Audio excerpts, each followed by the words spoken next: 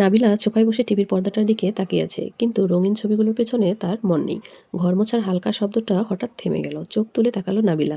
রিমা বুয়া গ্লাসটা হাতে নিয়ে দাঁড়িয়ে আছে। বয়স 27-28-এর বেশি হবে না, কিন্তু চোখে মুখে এক ধরনের ধারালো চটপটে ভাব। গত 3 মাস ধরে এই বাড়িতে কাজ করছে সে। নাবিলা বেশ কিছুদিন ধরেই খেয়াল করছে আরিফের আশেপাশে রিমার উপস্থিতি একটু বেশি সচেতন। আর আরিফ চশমা খুঁজে না পাওয়া সেই অগোছালো মানুষটা আজকাল রিমার আনা চায়ের কাপে চুমুক দেওয়ার সময় কেমন এক অচেনা দৃষ্টিতে তাকিয়ে থাকে। সস্তা লাল শাড়িটার আঁচল সামলানোর ফাঁকে রিমার মুখে ভেসে ওঠা সূক্ষ্ম হাসিটা নাবিলার নজর এড়ায়নি। নাবিলা এতদিন কিছু বলেনি, সে দেখতে চেয়েছিল বিশ্বাস ভাঙার এই খেলাটা ঠিক কতদূর গড়ায়। দিন শনিবার সকাল থেকে আরিফের মুখ মধ্যে একটা উসখুস ভাব। অফিসে হঠাৎ জরুরি মিটিং পড়ে গেছে, দুপুর নাগাদ বেরোতে হবে, শুকনো গলায় বলেছিল সে। নাবিলা আর কথা বাড়ায়নি। বেলা 11টার দিকে বাপের বাড়ি যাওয়ার অজুহাতে নিজের ব্যাগ গুছিয়ে বের হয়ে গেল। যাওয়ার সময় আরিফের চোখের কোণে এক স্বস্তির ঝিলিক দেখেছিল, তাতেই স্পষ্ট ছিল কিছু। কিন্তু নাবিলা সত্যিই চলে যায়নি। আধ ঘন্টার মধ্যে ফ্ল্যাটের মাস্টার কি দিয়ে নিঃশব্দে ভেতরের দরজা খুলল সে।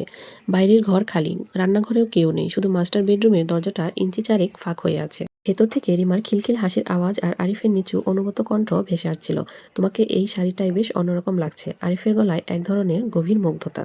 আপনি কিনে দিলে তো পড়তেই হবে। রিমার গলায় অনুযোগ আর অধিকারবোধের অদ্ভুত এক মিশেল। আপাতত বাড়ি চলেই গেল, আজ আর তাড়াহুড়ো করে রান্না শেষ করার দরকার নাই, তাই না? নাবিলা আর থমকে দাঁড়ালো না, ধীর পায়ে দরজা একটা ধাক্কা দিল। হুট করে দরজা খোলার শব্দে ভেতরের দৃশ্যটা যেন এক মুহূর্তে ছবি হয়ে গেল। আরিফ কাঠের গা ঘেঁষে দাঁড়িয়েছিল, আর রিমা তার খুব কাছে। নাবিলাকে সামনে দেখে আরিফের মুখের ভেতরে সব রক্ত যেন নিমিষেই উবে গেল। হাতের দামি ঘড়িটা মেঝেতে পড়ে এক ধাতব শব্দ তুলল। রিমা এক ঝটকায় পিছু হটে আঁচল সামলাতে লাগলো। তার চোখের সব চালাকি মুছে গিয়ে সেখানে নেমে এসেছে এক চরম আতঙ্ক। না নাবিলা, তুমি না। আরিফের গলা দিয়ে কোনো স্পষ্ট শব্দ বের হচ্ছিল না। নাবিলা কিন্তু একটা চিৎকারও করলো না, একটা ফোঁটা চোখের জলও ফেললো না। সে অত্যন্ত শান্ত পায়ে ভেতর ঢুকলো। বাইরে দাঁড়িয়ে থাকা ড্রাইভারকে ইশারা করে ডেকে এনে খুব ঠান্ডা বরফ শীতল গলায় বলল, রিমা, তোমার যা পাওনা আছে হিসেব করে দিচ্ছি। ব্যাগগুলো গুছিয়ে এখনই এই বাড়ি থেকে বের হয়ে যাও। 1 মিনিটের জন্য বেশি দেখি না।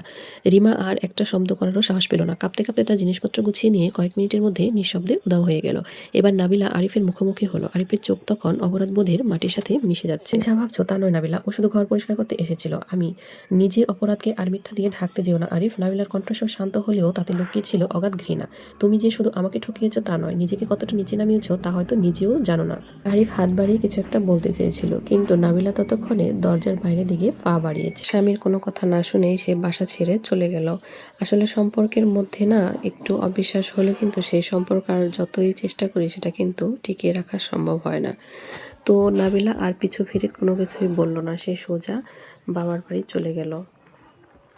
তো আজকের গল্পটাই এ পর্যন্তই। কেমন লেগেছে অবশ্যই কিন্তু কমেন্ট করে জানাবেন, আর যদি ভালো লাগে থাকে তাহলে চ্যানেলটাকে অবশ্যই সাবস্ক্রাইব করে দিবেন।